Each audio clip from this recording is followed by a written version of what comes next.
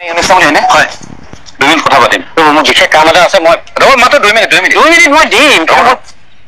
নহয় মাত্ৰ 2 মিনিট লওঁ 2 মিনিট নহয় 2 মিনিট নালাগে আপোনাক মই 1 মিনিট সময় দিব নোৱাৰিম মোৰ বিশেষ প্ৰগ্ৰাম এটা আছে আপোনাৰ যদি কিবা আছে মোৰ ফোন নম্বৰ মেছেজত দি আছে আপুনি তাৰ পৰা লৈ ল'ব মই ৰিকুৱেষ্ট কৰোঁ ৰ'বচোন এই বগা হাত দিছে আপুনি গোটেই অসমখন জ্বলাব সময় পায় আৰু মই 2 মিনিট টাইম দিব নোৱাৰিম গোটেই অসমখন জ্বলাব পায় মানে কি ক'ব বিচাৰিছে আপুনি কি ক'ব বিচাৰিছে আপুনি মোক চাগে আপুনি চিনি নাপায় মই আপুনি যি হওক কৈ থাকক না কি হ'ল মোৰ কি আহে যায়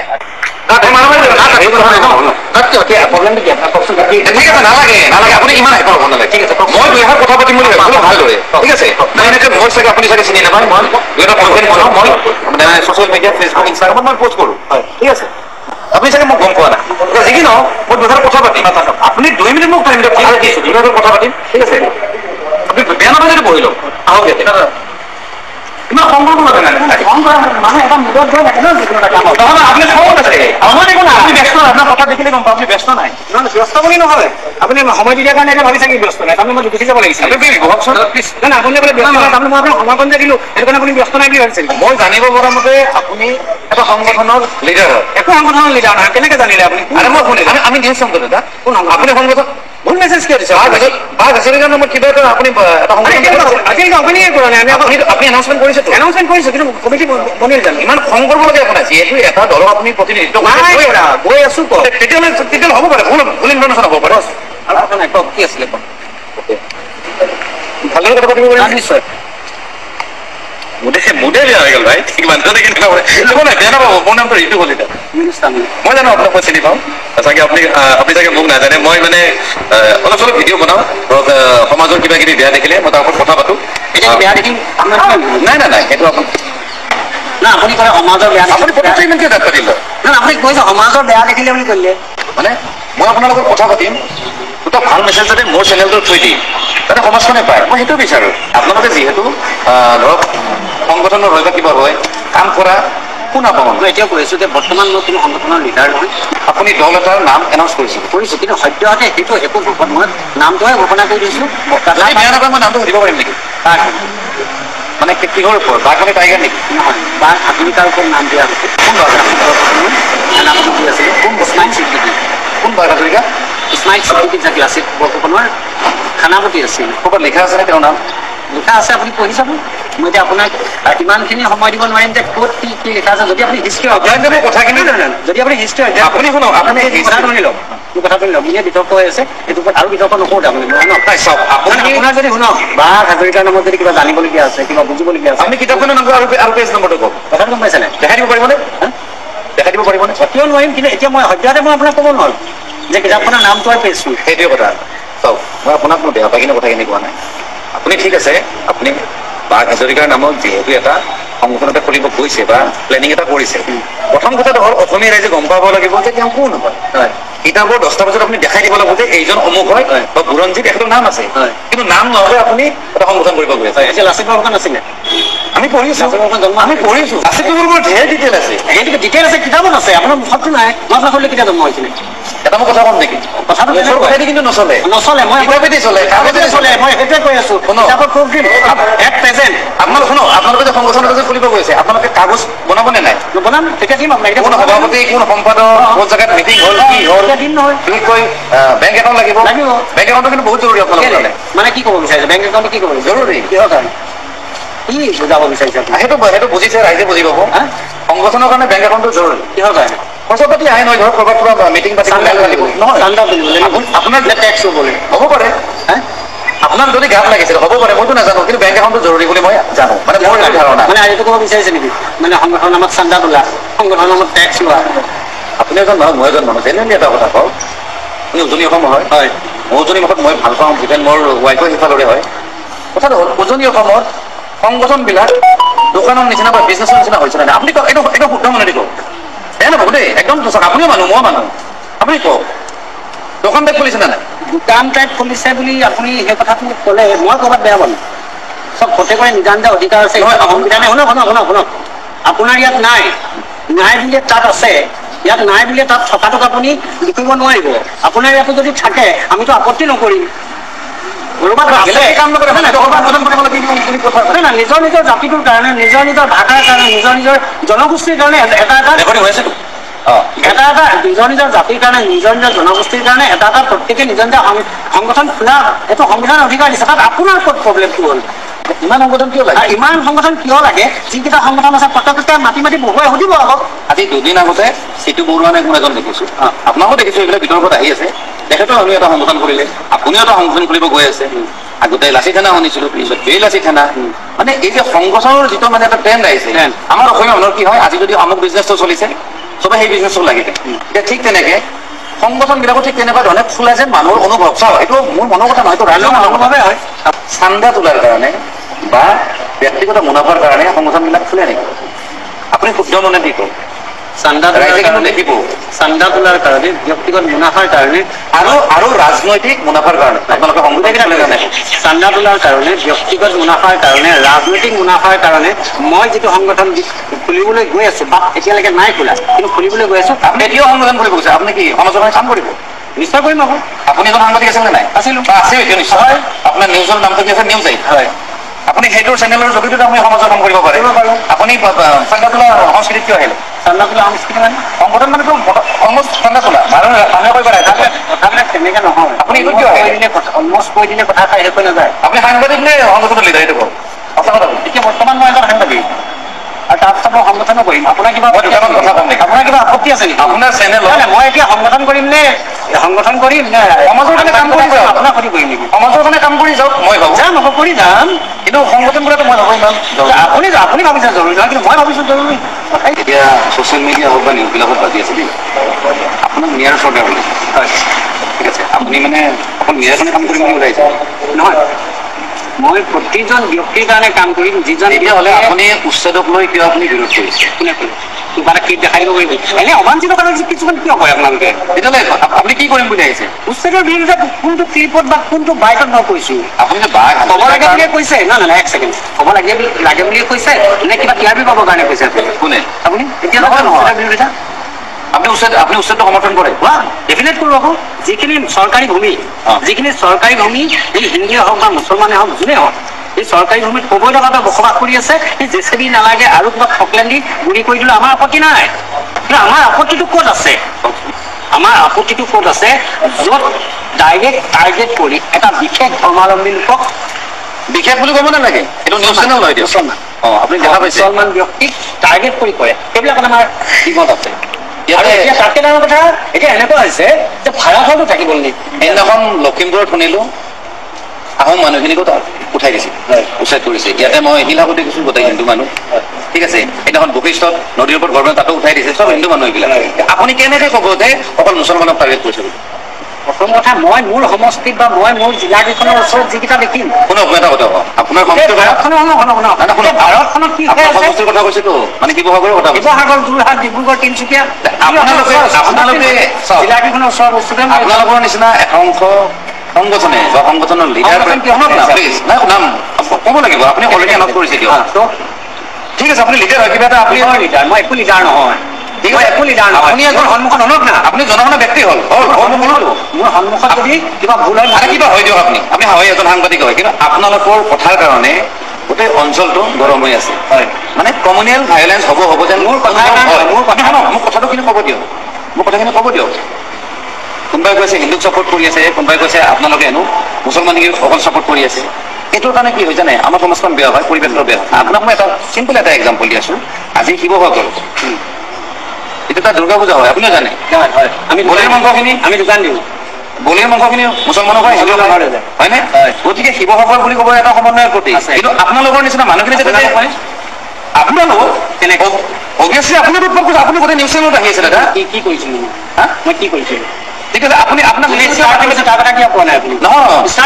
তেওঁলোকৰ দোষ আছে আপোনালোকৰ দোষ আছে কোনোবাই যদি আপোনাৰ ঘৰত আহি মাৰিব বিচাৰে কোনোবাই আহি যদি ঘৰত আপোনাক অপমান কৰে কোনোবাই যদি আপোনাৰ ঘৰত আহি অপমান কৰে আপোনাক তাৰ বিৰোধিতা কৰাটো কিবা ভুল নেকি আপুনি কওক মই এটা কথা কওঁ যিখিনি সমাজ সচেতন যিখিনি মানুহ আছে যিখিনি জ্যেষ্ঠ মানুহ আছে যিখিনি জানা বুজা যিখিনি জানা শুনা মানুহ আছে আপোনালোকৰ নিচিনা তেওঁলোকৰ দায়িত্ব এটা কথা হ'ব লাগে যে আমাৰ সমষ্টিটো বা আমাৰ ৰাইজক বা আমাৰ মানুহখিনিক আমি ঠাণ্ডা কৰি ৰাখোঁ এতিয়া ইলেকশ্যন সমাগত সেইকাৰণে নেতা মন্ত্ৰীয়ে আচলতে ধৰ্ম বিৰোধিতা কৰিবলৈ কমাই দিলে কেইজনমান এই বাপত গজা ধাপত নহয় দেই, ভাপত, মানে ভাপত যে কিছুমান উৎপন্ন হয় তাপৰ, তেনেকুৱা ভাপত গজা বুলি কয়। ভাপত গজা মানে সংগঠনৰ কেইজনমান লিডাৰ নে নেতা নে কি নাজানো, এইবিলাক আজিলৈকে চিনি নাপাওঁ। চিটু বৰুৱা নেটু বৰুৱা শুনিছো, আজি ৰাতিপুৱাই এটা নিউজ পাই গৈছো জমিয়ত উলামাৰ কিবা কথাক লৈ। জমিয়ত উলামাৰ মানুহখিনি বোলে মিয়া মানুহ। কি মানুহ? মিয়া বুলি কোনো জাতেই নাই আৰু মিয়া বুলি কোনো কথা নাই, সেইটো এটা নিজেই পাতি লোৱা জাত হয়। তেওঁলোকো মুছলমানেই হয়, তেওঁলোকো মুছলমান হয়। তো ধৰ্মক লৈ গালি, জাতক লৈ গালি পৰা আৰু ধৰ্মক লৈ গালি পৰা দুটা কথা আছে। মুছলমান বুলি ক'লে বিশ্বৰ মুছলমানৰ গাত পৰি যায়, আৰু জাত অকল মিয়াক বুলি ক'লে অকল মিয়াৰ গাত পৰে। কিন্তু মিয়াও মুছলমানেই হয়। মিয়াৰ লগত লেতিয়াই মুছলমানক কোনটো সুযোগত গালি পাৰি থকা হৈছে এইটো জ্ঞানী লোকে বুজি পাইছে, বুজি পালে?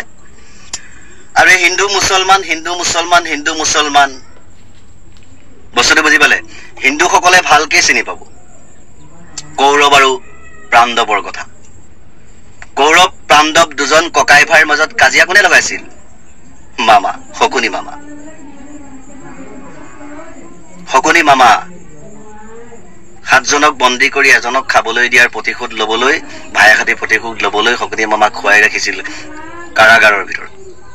যাক বদলা লবলৈ দিছিলে তেওঁক বদলা নলৈ ওলোটা বদলা ললে। নিজৰ মানুহকে শকুনি মামাই নিজেই মৰাই দিলে। গতিকে মামাৰ কাহিনী আমি যিমানবোৰ শুনি আহিলো, শকুনি মামাই হওক, কংস মামাই হওক, নিজৰ বাই ভনীৰ ওপৰত অত্যাচাৰ, নিজৰ জন্ম হোৱা ভাগিনৰ ওপৰত অত্যাচাৰ। গুণ ভাল আছিল কাৰণে ভাগিনেও মাৰিব বুলি আচলতে আকাশৰ পৰা তেওঁ শুনা পাইছিল। তাৰপিছতে আমি কবলৈ গলে মোমাই তামুলী, যি দেশৰ স্বাৰ্থত কাম কৰিবলৈ ওলাই আহি দেশখনক বিপদত পেলাব খুজিছিল। যদি ৰাতিপুৱালৈকে গড় বান্ধি নহলহেঁতেন, লাচিত সেই সময়ত নাহিলেহেঁতেন, মোগলে চবকে ধৰি গলহেঁতেন। গতিকে আজিৰ মামাও আচলতে নিজৰ ককাই ভাইৰ মাজতেই কাজিয়াৰ সৃষ্টি কৰাবৰ কাৰণে এই কুকাণ্ড কৰি আছে। আজি নিউজত এগৰাকী লোকেল ছোৱালী সাংবাদিকতা, তেখেত গৈছে নেঘেৰীলৈ। নেঘেৰীত বোলে অসমীয়া মানুহ সোমোৱা নিষেধ, আৰু মাটিডোখৰ আছিলে অসমৰ, কিন্তু নগাই পুৰা তাত দপদপাই আছে আৰু অসমীয়া মানুহ তাত যাবলৈ দিয়া হোৱা নাই। এই কামটো যদি নগাৰ বদলা কোনোবা মিয়া জাতৰ মানুহে কৰিলেহেঁতেন, তেতিয়াতো নেতা মন্ত্ৰী দল সংগঠন চব তাত গেছ খাই গলহেঁতেন। মানে এই চুক্তি যে নগাক মাতি আগতে বিক্ৰী কৰি দিয়া হল, সেইটো চাগে দল সংগঠন নেতা মন্ত্ৰী সকলোৱে জানেই, আৰু সেইকাৰণে আজি তাত ইমান প্ৰতিবাদ বা কিবা হেতুক লৈ ইমান উত্তপ্ত পৰিস্থিতি হোৱা নাই। গতিকে এই মামাবোৰৰ কাহিনীবোৰত কি হৈছে, নিজৰ মানুহবোৰক মামাবোৰে বুৰ্বক বনাই লাষ্টত সেই মামাই মানে তেওঁলোকক বধাই বা বধিবলৈ সুবিধা লয়, আৰু শেষত গৈ সেই মামা শূন্য হৈ যায়। গতিকে 100 গৰু মাৰিলে বাঘৰো মৰণ, এই কথা সকলোৱে জানে। অকল মুছলমান মুছলমান কৈ নাথাকিব, মুছলমানক বিৰোধিতা কৰা প্ৰত্যেকজনেই নুমাই গৈছে। সত্যৰঞ্জনৰ পৰা চিন্তা কৰক, তাৰ আগতো আছিলে শিলাদিত্য, নাই। আজি কেইদিনমান আগত শৃংখল চলিহা, নাই। এতিয়া চিটু বৰুৱা ওলাই আছে, চব বহি যাব। বাবৰি মছজিদৰ গম্বুজটোত হাতুৰি মৰা মানুহজনৰ কাহিনী মনত আছে? তেওঁ নিজেই মুছলমান হৈ 100 মছজিদ সাজি দিছিল, কিন্তু তেওঁ অনুভৱ কৰিছিল যে মই কি কৰিলো এইটো। তেওঁক সৃষ্টি কৰোঁতে অনুভৱ কৰাইছিল। গতিকে আপোনাৰ ধৰ্মটোক লৈ গালি পাৰিলে যিমান আপোনাৰ অন্তৰত আঘাত লাগিব, ঠিক প্ৰত্যেকৰে নিজা নিজা ধৰ্মটো বহুত ডাঙৰ হয়। ধৰ্ম বুলি বেলেগকৈ একো নাই। কোনোবাই নামাজ পঢ়িছে, কোনোবাই কিবা কৰিছে, ধৰ্ম ইয়াত থাকে, ইয়াত দিলত। এই দিল যদি চাফ হৈ মানুহৰ প্ৰতি মানৱতা থাকে, মানুহৰ প্ৰতি দয়া থাকে, মানুহৰ প্ৰতি মৰম থাকে, মানুহক গৰীবক যদি সহায় কৰা এটা মন থাকে, তাতকৈ ডাঙৰ ধৰ্ম একো নাই, তাতকৈ ডাঙৰ ধৰ্ম একো নাই। মই গাড়ীখনতে বহি আছো, ৰাতি কেতিয়াবা 12টা বজাতো পাওঁ ৰাস্তাত গৰু শুই থাকে, গৰু শুই থাকে, আৰু সেই গৰুক মা বুলি কয়। তো মাক যদি ৰাস্তাত শুৱাই থব পাৰে, নিজৰ মাক আশ্ৰমত থৈ আহে। গতিকে সিমানকণ জন্মদাত্ৰী মাতৃৰ প্ৰতি যাৰ দয়া নাই, বা পত্নীৰ প্ৰতি যাৰ দয়া নাই, অকমান নিচা খাই দিলে ডিঙি কাটি দিব পাৰে, সি মানুহ হৈ জীয়াই থাকি লাভ আছে নেকি? নিজৰ ধৰ্মৰ কথা কৈ লাভ আছে নেকি? নাই। মই 2জন হিন্দু ল'ৰা লগ পাইছো, যোৱা পৰহি দিনাখন এই ভিডিঅ'টো বনামকে থাকি গ'ল। নিজকে মানে খুব লেভেল মাৰি কথা কৈ আছে, মনুষ্যা তই হিন্দু হ'ব পাৰ, তই ইয়াতে জন্ম আৰু ময়ো ইয়াতেই জন্ম, তইও অসমীয়া কৈ আছ ময়ো অসমীয়াই কৈ আছো। কিন্তু এই অকণমানি পোৱালি এটা আছিলে, বয়স খুব বেছি 4 বছৰ হৈছে, তাক মাতি তাক কৈছো, সি মুছলমান পোৱালি, তুমি কলিমা পঢ়িব জানা? 4টা নে 5টা কলিমা ফাট সি পঢ়ি গুচি গ'ল। আৰু কিবা পঢ়িম নি মোক সুধিছে, মই নালাগে খাব। হিন্দু ল'ৰাজন মোৰ লগৰ হয়, তাত 2জনক ক'লো, বোলো ইজনে নাজানিলে সিজনে শিকাই দিয়া, এজনে গায়ত্ৰী মন্ত্ৰটো ফুটাই পঢ়াচোন। ইটোৱে সিটোৰ মুখলৈ চাইছে, সেইবিলাক আমাৰ দেউতাহঁতেহে জানে। আৰু তোমালোক মানে হিন্দু নহয়, এনেই নিজেই কৈ আছা হিন্দুকে। গতিকে মুখ্যমন্ত্ৰী ডাঙৰীয়া, আপুনি যদি মামা হৈছে এই ভাগিনসকলৰ, চিন্তা কৰক যে মুছলমানৰ যদি 4-5 বছৰ বাচ্চা এটাই 5টা কলিমা মুখস্থ কৰি আৰু কিবা পঢ়িম নে বুলি সুধিব পাৰে, তো মোৰ অসমৰ হিন্দু মোৰ বয়সৰ ল'ৰাটোৱে গায়ত্ৰী মন্ত্ৰ কিয় নাজানে? কিয় ধৰ্মীয় শিক্ষাৰে উৎফুল্লিত কৰি দিয়া নাই? যদি অকল হিন্দুত্ববাদ কৰি এই চৰকাৰখনৰ নাম হৈছে হিন্দুত্ববাদ চৰকাৰ, এই হিন্দুত্ববাদ চৰকাৰখনে হিন্দু ধৰ্মৰ ৰীতি নীতি হিন্দুৰ সন্তানক কিয় শিকিবলৈ সুবিধা কৰি দিয়া নাই? কিয় শিক্ষা অনুষ্ঠান গঢ়ি তোলা নাই? অসমৰ চুকে কোনে হিন্দু মানুহ আছে? ভাৰতবৰ্ষখন হিন্দুৰ স্থান হয়,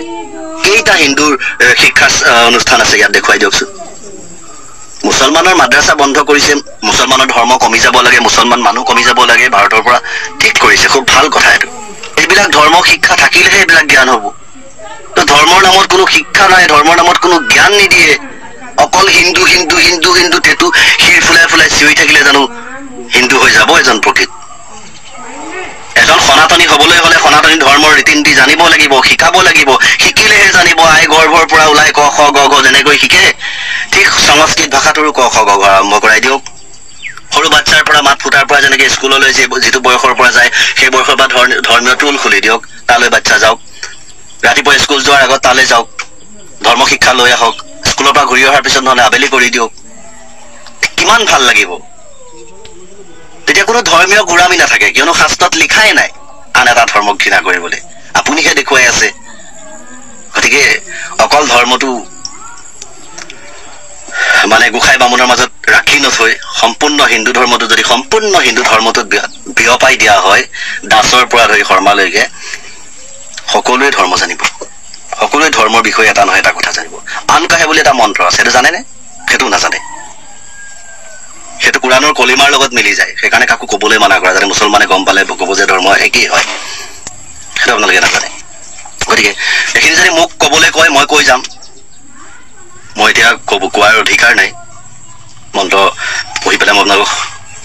শুনাব নোখোজো, কিয়নো মই শুনালে নজনা জানি যাব। গতিকে যদি কোনোবাই জানে মোক কমেণ্টত জনাবচোন, কিন্তু চাই পেলাই ক'ৰবাত নহ'ব, নিজৰ সুস্থ বিবেকেৰে যদি আপুনি জনায় তেতিয়াহে আপুনি হিন্দু বুলি মই ক'ম। কিন্তু এই কাম বহুতেই নাজানে, বহুত বুঢ়া মানুহেও নাজানে নিজৰ মানে ধৰ্মীয় মূল মন্ত্ৰটো। সেই মূল মন্ত্ৰটোৰ কাম কি জানে? মৃত্যুৰ সময়ত যদি আপোনাৰ জীৱন যাবৰ কাৰণে অকণমান কষ্ট হয়, আপুনি আনকাহে মন্ত্ৰটো মাতি দিয়াৰ লগে লগে আপোনাৰ আত্মাই মুক্তি পায়, শৰীৰৰ পৰা ওলাই যাবৰ